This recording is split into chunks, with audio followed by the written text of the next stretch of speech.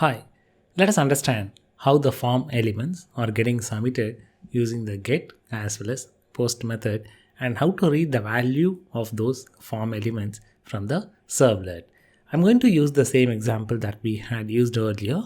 Let me go ahead and create a new branch, team, new branch.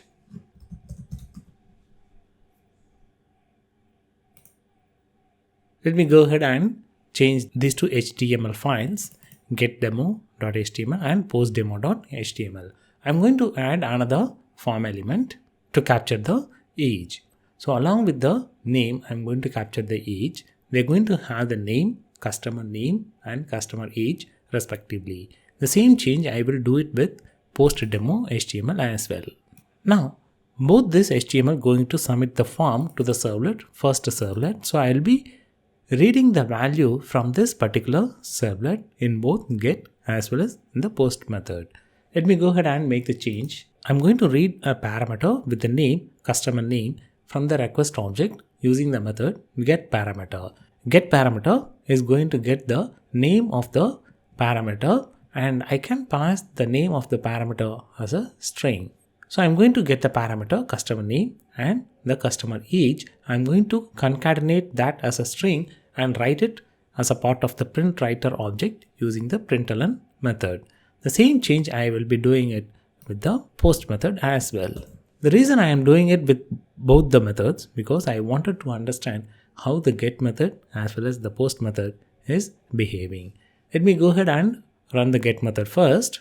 The server is in the stop state. It's going to start the server and deploy the application. So the HTML will be capturing two form elements, name and age. This is a get method. Observe the URL. I'm going to submit the form that will be sent as a URL argument. Customer name is equal to the value that I have provided and customer age as 35, the value that I had provided. And that will be read from the servlet and that is being printed using the get method. Now let me go ahead and execute the post method.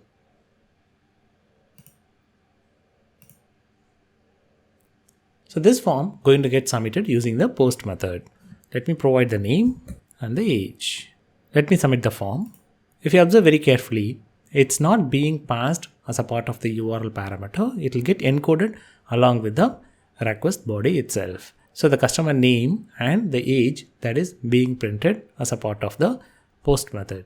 Let me get back to the servlet once again. So here the post method is going to get the parameter using the name of the parameter and from the request object it's going to operate the get parameter method and print the value as a string. So irrespective of whether I'm going to use the get or the post method, I can use the method get parameter and pass the parameter name and get the value corresponding to it.